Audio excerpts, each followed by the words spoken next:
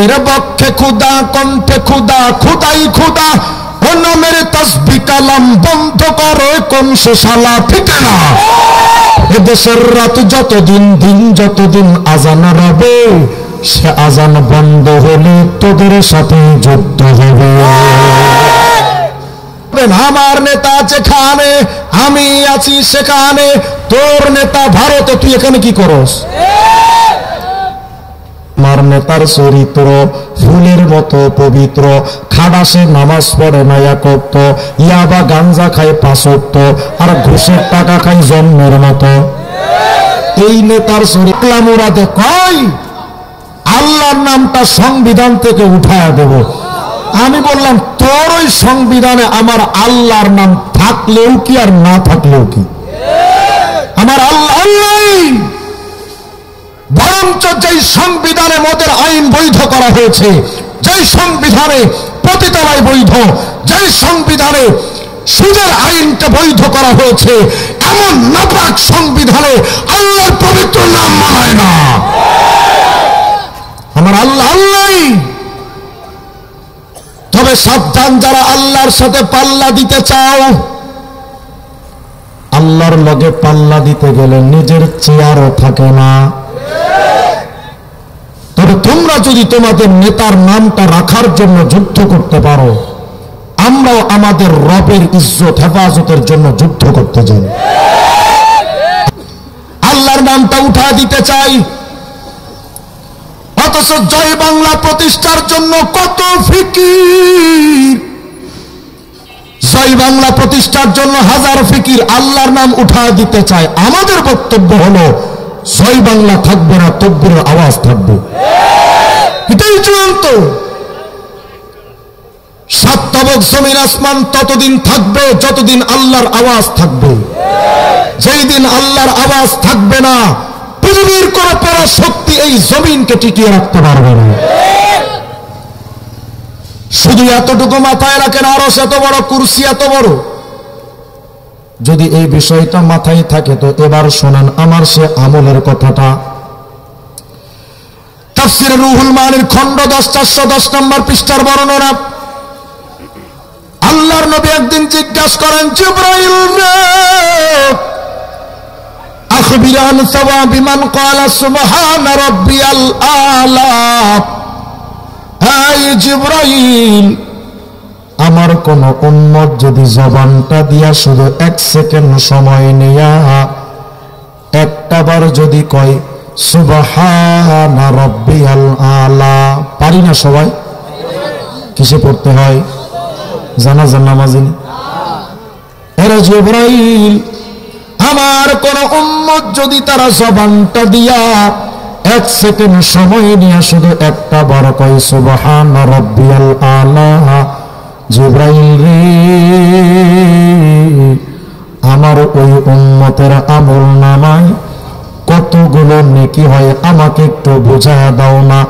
নেকি হবে কয়টা? শুধু আগে মাথায় রাখেন আরশ এত বড়, কুরসি এত বড়, মাথায় রাখেন। তারপরে এটা শোনেন, হযরত জিবরাইল বলেন, ইয়া রাসূলুল্লাহ, নবী গো, মা মিন মুমিনিন ওয়ালা মুমিনাত ইয়াকুলুহা ফি সুজুদিহি আও ফি গায়রি সুজুদিহি, ইয়া রাসূলুল্লাহ, আপনার কোন উম্মত যদি জবানটা দিয়া শুধু একটা বার কয় সুবহানা রাব্বিয়াল আলা, ও নবী কতগুলো নেকি হয় জানেন? হযরত জিবরাইল বলেন, নবী গো, ইল্লা কানাত লাহু ফি মিজানিহি আসকালু মিনাল আরশ ওয়াল কুরসি ওয়া জিবালিদ দুনিয়া।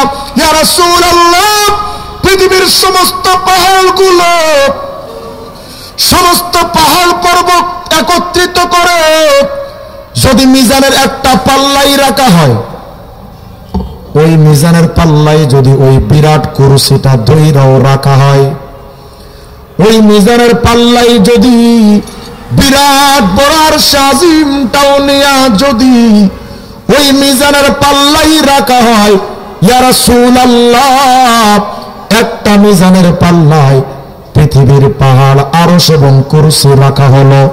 একবার সুবহান রাব্বিয়াল আলা বললে যেই নেকিটা হয় বিড়িটা যদি মিজানের আরেকটা পাল্লায় রাখা হয়, নবী গো আরশ কুরসি পৃথিবীর পাহাড় লইয়া মিজানের পাল্লাটা হালকা হয়ে যাবে। একবার সুবহানা রাব্বিয়াল আলা বলার মিজানের নেকি পাল্লাটা ভারী। একবার যদি বলেন সুবহানা রাব্বিয়াল আলা, তো এত বিরাট ফায়দা, তো বলেন না সবাই সুবহানা রাব্বিয়াল আলা। আবার বলেন, আবার বলেন। লস না লাভ? বিড়ি টানলে চাচা কত লাভ? শুধু লস। বিড়ির ওপর এলাকা থাকে ধূমপান স্বাস্থ্যের জন্য ক্ষতিকর, ধূমপানে মৃত্যু ঘটায়, ধূমপানে ক্যান্সার হয়, ধূমপানে স্বাস্থ্যের ক্ষতি হয়। লেখা থাকে না থাকে না? ওই বিড়িটা টানতে আপনার এতটা সময় যায়, কিন্তু মালিকের সিজদায় যায় 3 বার 5 বার 7 বার 9 বার 13 বার 21 বার 101 বার সুবহানা রাব্বিয়াল আলা পড়লে এত ফায়দা। আপনার আমার সময় নাই, আপনি আমি কত বড় বোকা। দুনিয়ার মানুষ শুনো, ওই মালিকের জিকিরে এত নেকি। একবার যদি আপনি বলেন সুবহানা রাব্বিয়াল আলা, ওই বান্দার জন্য এত নেকি। শুধু তাই নয়, আরো 2টা উপহার আছে। ওই 2টার কথা শুনলে তো খুশি হয়ে যাবেন, বলেন আল্লাহু আকবার। হযরত জিবরাইল বলেন, ইয়া রাসূলুল্লাহ, আল্লাহর কোন বান্দাই যদি একবার পড়ে সুবহানা রাব্বিয়াল আলা, ও নবী, ওই বান্দার জন্য আল্লাহ পাকের পক্ষ থেকে একটা স্পেশাল উপহার আছে। জয় বাংলা বললে আজ পর্যন্ত আপনারা কেউ কোনো উপহার দিল? নারায়ণগঞ্জের মেয়র আইবি বলেছিল, আমার মরার সময় যেন জয় বাংলা শেষ বাক্য হয়। আমি বললাম আমিন, তোর কপালে এটাই কবুল হোক। কিন্তু আমরা আমাদের জবানে জয় বাংলা না কালেমা? জোরে বলেন কি? সারাদিন তো নেতাদের পেছনে দৌড়াবেন জয় বাংলার স্লোগান নিয়ে। আগামী ইলেকশন আসতেছে না, দেখবেন কিছু কিছু লোক আছে নেতাদের পেছনে দৌড়ানোর জন্য চামচাদের খাওয়ার সময় পাবে না। নামাজ কালাম তো খবরই নাই। আর সবচেয়ে বেশি চামচা হলো আপনাদের মিরপুরে। কথা বলেন? আমি জানি, কারণ আমি 4 বছর পড়ছি মুসলিম বাজারে। আমি এখনো মুসলিম বাজার মসজিদের খতিব, 2 জুমা পড়াই এখানে। আমি জানি এদিকে কত প্রকার রাজনীতি। সারা বাংলাদেশে যে রাজনীতি নাই, মিরপুরে তার চেয়ে বেশি রাজনীতি। এক একটা সামসার ভাব সাপ কি, আরে বাপরে বাপ, জুতা দিয়ে পিটানো দরকার।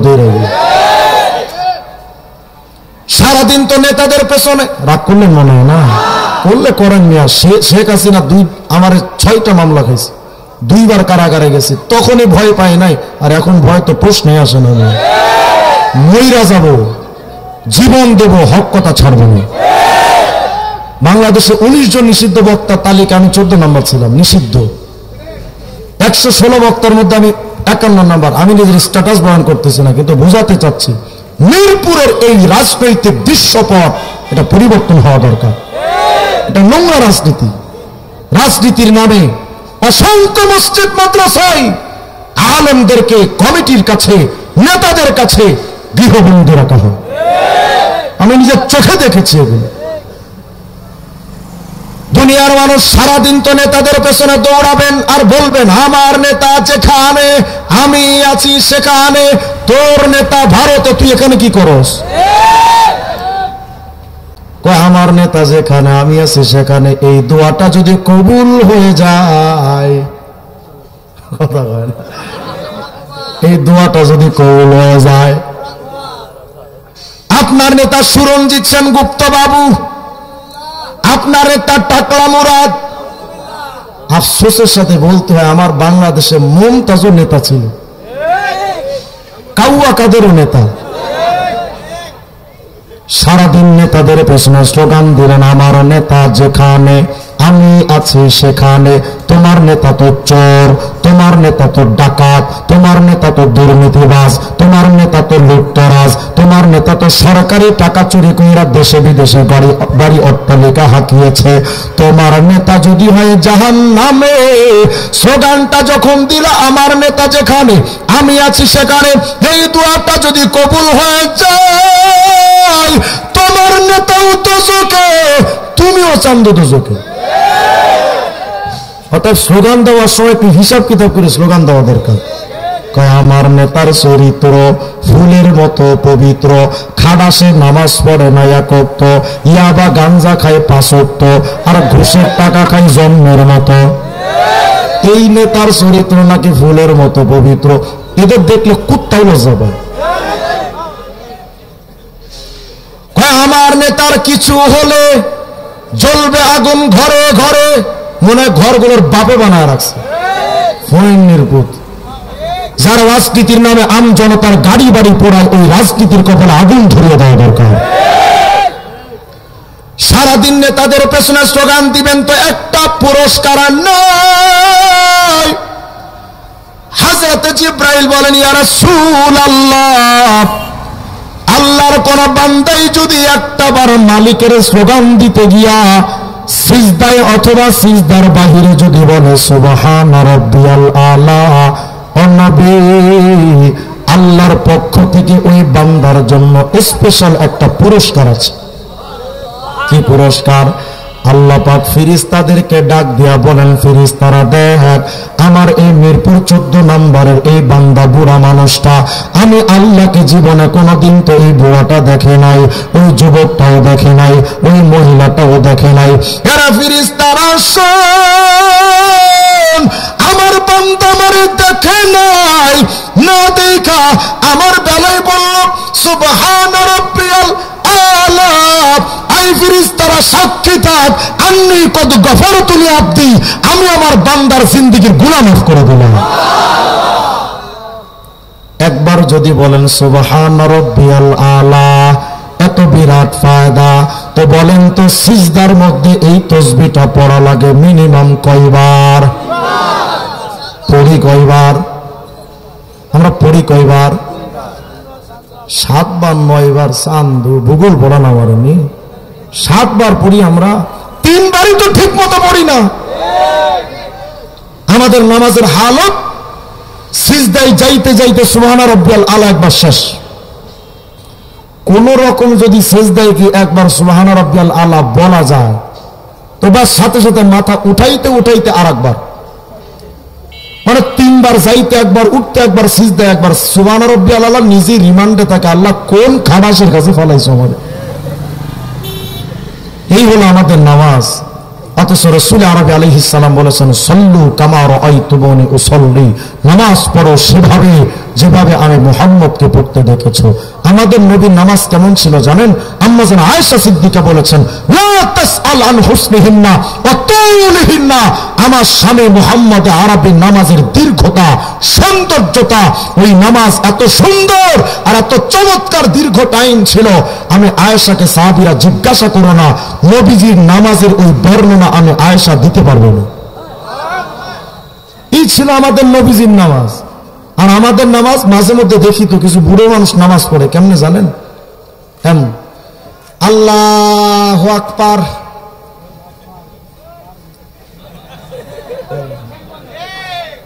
একবার উপরে তাকায়, একবার নিচে তাকায়।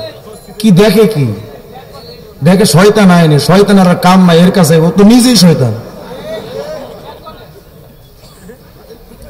50, 60, 70 বছর আপনার জীবন থেকে অতীত হয়ে গেল, আজও পর্যন্ত আপনি নামাজ শিখতে পারলেন না, আপনি শয়তানের খালাতো ভাই নিয়ে।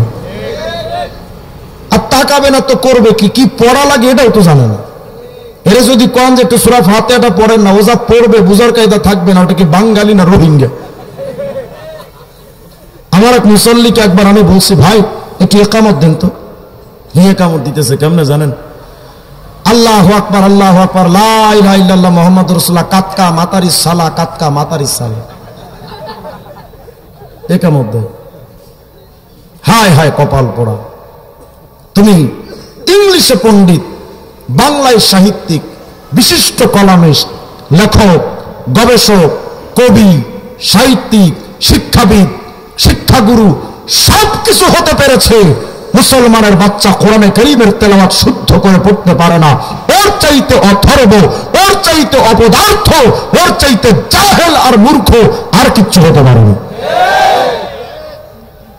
ভাবতেছেন হুজুর কোরআন শরীফ পড়তে পারি না, আপনার সমস্যা কি? সমস্যা তো আমার না, সমস্যা আপনার। ভাবতেছেন কোরআন শরীফ পড়লে সব আছে, না পড়লে গুনাহ নাই। কে বলেছে আপনাকে? নামাজ পড়া যেমন ফরজ আইন, সবার উপরে নামাজ পড়া যেমন ফরজ, কোরআন তেলাওয়াত শুদ্ধ করে শেখা এবং তেলাওয়াত করা সবার উপরে ফরজ, ফরজ আইন সবার উপর ফরজ। এত সোজা নয় জান্নাত। একবার সুবহান রাব্বিয়াল আলা বললে এত বিরাট ফায়দা। বলেন না সবাই সুবহান রাব্বিয়াল আলা? আবার বলেন, আবার বলেন। আমি আপনাদের কাছে একটা ওয়াদা চাই, আজকের পর থেকে এই সুবহান রাব্বিয়াল আলা। আচ্ছা, আর একটা ফায়দা আছে, বলে নিন। বিরক্ত হচ্ছেন না তো আপনারা? এখন তো আসলে এসব বয়ান মাহফিলে চলে না, আমলি আলোচনা চলে না। এখন চলে হুজুর আপনি তাহিরি আঙ্কেলের মতো একটু ডিজে নাচ দেন। ফায়দাটা কি বলেন? আমি চাচ্ছি আপনাদের সিজদাটা যেন আজকের পর থেকে প্রাণবন্ত সিজদা হয়। আল্লাহ পাকের নিকটবর্তী আর সবচাইতে গুরুত্বপূর্ণ আমলের নাম সিজদা। আর আমাদের কাছে সবচাইতে অবহেলিত নামাজ, অবহেলিত ইবাদতের নাম সিজদা। সিজদাটা ঠিক করেন তো জিন্দেগি ইনশাআল্লাহ আসান হয়ে যাবে। শুধু আমি চাচ্ছি ওই সিজদাটা ঠিক করতে। এক মাহফিল থেকে বেশি আমল শেখার দরকার নাই, একটা করে শেখেন। বিরক্ত হচ্ছেন না তো মনে হয়? বিরক্ত হয় না। এখন আসলে মাহফিলের স্টেজগুলো হয়ে গেছে রঙ্গমঞ্চ, কৌতুকের মঞ্চ। আর আপনারাও দাওয়াত দেন হিরো আলমের মতো বক্তা, তো হবেটা কি কপাল? ওরা এসে আইসা নাইচা গাইয়া বাস আপনারে জীবনটা বরবাদ করে সময় অপচয় করে যায়। আমি বক্তা হয়ে আপনাদের একটা অনুরোধ করি, বক্তা তালাশ করিলেন না, আলেম তালাশ করেন। আমার কথা মনে বুঝেন না আপনি? বক্তা খুঁজেন না, আলেম খুঁজেন। আলেম এক। আমরা 3.5 হাত বডির মানুষই তো আল্লাহকে মানি না। আজান দেয় আর খাটাস বুড়াটা ব্রিজে টানতেই থাকে, টানতেই থাকে, নামাজের দিকে যায় না। আমরাই তো আল্লাহকে মানি না। তো সাইয়েদনা মুসা আলাইহিস সালাম বলছেন, আল্লাহ আসমান জমিন যদি আপনার কথা না শুনতো আপনি করতেনটা কি? এবার আল্লাহ পাক কি জবাব দেন শুনুন। আল্লাহ বলেন, মুসা কুনতু আমুরু দাব্বাতাম মিন দাওয়াবি ফাতাবতালিহুমা। এরা মুসা, সাতবক জমিন আসমান যদি আমি আল্লাহর কথা যদি না শুনতো। কি মনে মনে ভাবতেছে রে মুসা, সাতবক জমিন আসমান কি সবচেয়ে বড় সৃষ্টি নাকি? না রে মুসা, সাতবক জমিন আসমান যত বড়, আমি আল্লাহ পাক কিছু জীবজন্তু পশু বানায় রাখছি। আমার ওই পশুগুলো কত বড় জানো রে মুসা? আমার ওই পশুগুলোর মধ্যে একটা পশুকে যদি আমি আল্লাহ শুধু হুকুম দিতাম, আরে পশু সাতবক জমিন আসমান আমার কথা মানে না, একটা ব্যবস্থা নাও এরে মুসা, ওই একটা পশু সামনে আগায়া সাতবক জমিন আসমান তারে একটা লোকমা বানায়া মুখের মধ্যে দিয়া গিলে ফালাইতো, কিন্তু তার গলায় আটকাত না। পশুটার গলা কত বড়! এত বিশাল গলাটা যে বডির সাথে বডিটা কত বড়! তো মুসা আলাইহিস সালাম কর, আল্লাহ তুমি কি কও? ফাইনা দাব্বা, তো এত বড় পশু তুমি রাখছো কোন জায়গায়? আল্লাহ রাব্বুল আলামিন ডেকে বলেন, মুসা ফি মারজিম মিন মুরুজি। এই মুসা, আমি আল্লাহ পাক অনেকগুলো ময়দান বানায় রাখছি রে। সব ময়দান আমার লাগে নাই, এমন বড় বড় পশু আমি আল্লাহ পাক শুধু একটা ময়দানের ভেতরে এমন কোটি কোটি পশু ঢুকিয়ে রেখেছি। সূরাতুল বাকারা 255 নম্বর আয়াতে আল্লাহ পাক বলেন, ওয়াসিয়া কুরসিয়ুহুস সামাওয়াতি ওয়াল আরদ। এই বান্দা, সাতবক জমিন আসমানটা যত বড়, আমি আল্লাহ পাক যে কুরসিটা বানিয়ে রেখেছি, আমার কুরসির পেটের ভেতরে পুরা সাতবক জমিন আসমানকে আমি আল্লাহ ঢুকায় রাখছি। কুরসিটা কত বড় জানেন? ইমামে কুরতুবী তার তাফসিরে কুরতুবীর খণ্ড 1 11 নম্বর পৃষ্ঠার মধ্যে বলেন, শোনো, মাসসামাওয়াতু সাব'উ ফিল কুরসি ইল্লা কাদারাহিমা সাবাতিন উলকিয়াত ফি তুরস। যুদ্ধের ময়দানে যে ঢালটা ব্যবহার করা হয়, ঢাল, একটা ঢালের মধ্যে যদি টাকার 7টা কয়েন ফেলে রাখা হয়, ওই ঢালের মধ্যে 7টা টাকার কয়েন দেখতে যেমন ছোট, আল্লাহ পাকের কুরসি এত বড়, ওই কুরসির মধ্যে সাতবক জমিন আসমান দেখতে টাকার 7টা কয়েনের মতো ছোট। কুরসিটা কত বড়, মালিককে জোরে বলুন। আচ্ছা, এবার দেখেন তো আরশ কত বড়। আমি তথ্যগুলো অহেতুক দিচ্ছি না, সামনে একটা আমলের সবক আছে, এটা বোঝার জন্য এটা সহায়ক হিসেবে বলছি।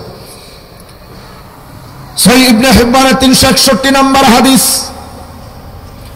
আল্লাহর নবী আমার বলেন, ইয়া আবা দার, মাস সামাওয়াতুস সাব'উ মাল কুরসি ইল্লা কাহালকাতিন মুলকাত বিআরদিন ফালা তাবুজার। বিরাট একটা সাহারা মরুর, বিরাট এক মরুভূমির ময়দানের ভেতরে যদি, বিরাট এক চটিয়াল মরুভূমির ময়দানের ভেতরে যদি হাতের একটা আংটি যদি ফেলে রাখা হয়, শুনতেছি কথা, খুব মনোযোগ, বিরাট একটা চাটিয়াল মরুভূমির ময়দানের ভেতরে হাতের একটা আংটি যদি ফেলে রাখা হয়, এই আংটিটা দেখতে যেমন ছোট, আল্লাহ পাকের আরশে আজিম এত বড়, ওই আরশের সামনে বিরাট বড় কুরসিটা দেখতে হাতের ছোট্ট একটা আংটির মতো ক্ষুদ্র। আরশ কত বড়, চিৎকার দিয়ে বলেন আল্লাহু আকবার।